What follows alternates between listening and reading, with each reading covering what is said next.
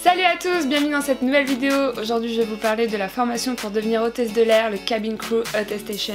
C'est la formation obligatoire si tu veux être recruté par les compagnies aériennes. Étant donné que je suis en train de passer cette formation, je vais en profiter pour vous expliquer l'école que j'ai choisie, le déroulement de la formation ainsi que mon ressenti. Donc c'est parti!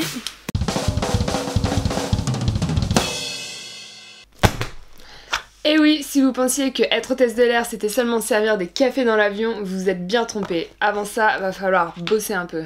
Donc dans un premier temps, il faut évidemment choisir une école. J'ai donc fait le choix de prendre l'école Institut Mermoz, qui est une très bonne école et que je vous recommande également, qui se retrouve à Rungis, en région parisienne. La formation entière, elle dure pas très longtemps, elle dure 5 semaines en tout. Il y a 3 semaines avec une partie théorique et 2 semaines avec une partie pratique.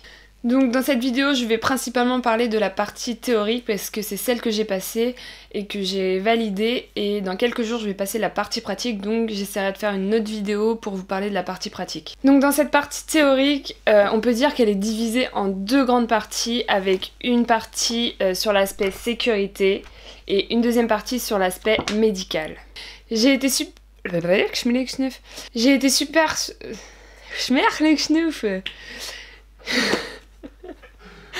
J'ai été super surprise de je sais pas quoi.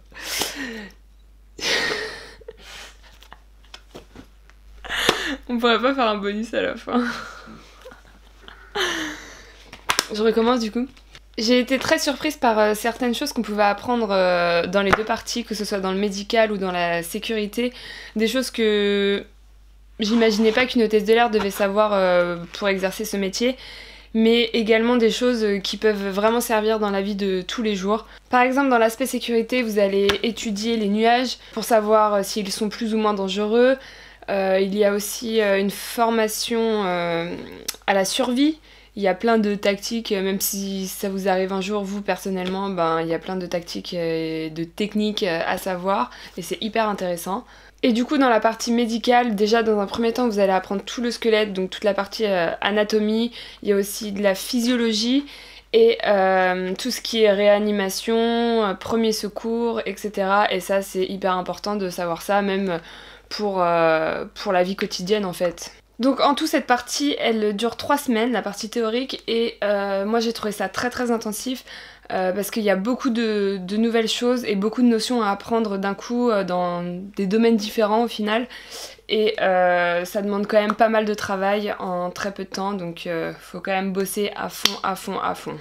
Donc après ces 3 semaines de formation théorique, vous avez une petite semaine de révision avant de vous présenter à l'examen. Ça se passe sur un ordinateur, c'est un QCM, et vous avez 70 questions, vous devez absolument réussir 53 questions, donc ça fait 75% pour valider votre examen, sinon vous êtes obligé de le repasser. Juste après votre examen, un truc trop bien, c'est que vous sortez de la salle, il y a quelqu'un qui vous attend juste de l'autre côté de la porte pour vous dire si vous avez réussi ou non. Donc vous savez le résultat directement en sortant de l'examen. L'épreuve elle dure en tout 1h45, donc il y a quand même le temps de faire l'épreuve et de prendre son temps et de relire les questions, mais c'est vrai que au début, dès qu'on commence, c'est très stressant parce que forcément on n'a pas envie de louper. On est tous dans la même salle en plus, donc on est une 40aine de personnes dans la même salle, donc un petit conseil, les filles, ne venez pas en talons parce que c'est du carrelage et que on entend, dès que vous vous déplacez, on entend les clac des talons et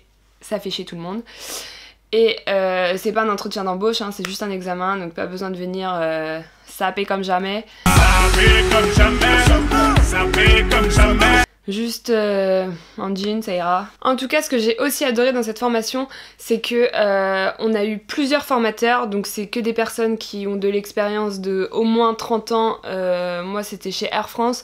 Donc forcément, ils nous apportent leur expérience professionnelle et personnelle aussi, du coup. Et plein d'anecdotes pour nous familiariser avec ce métier. Et c'était vraiment des personnes passionnées, et ça, j'ai vraiment adoré, parce qu'ils ont bien réussi à nous transmettre ce qu'ils voulaient nous apprendre, etc. etc. Et ça c'était vraiment super. Donc voilà, j'espère avoir parlé des points essentiels de cette formation.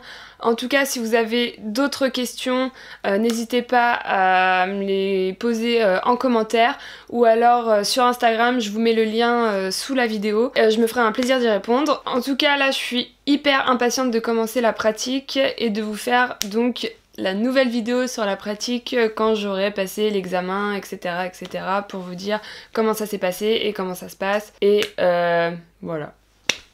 Donc, à bientôt dans une nouvelle vidéo. Tchou!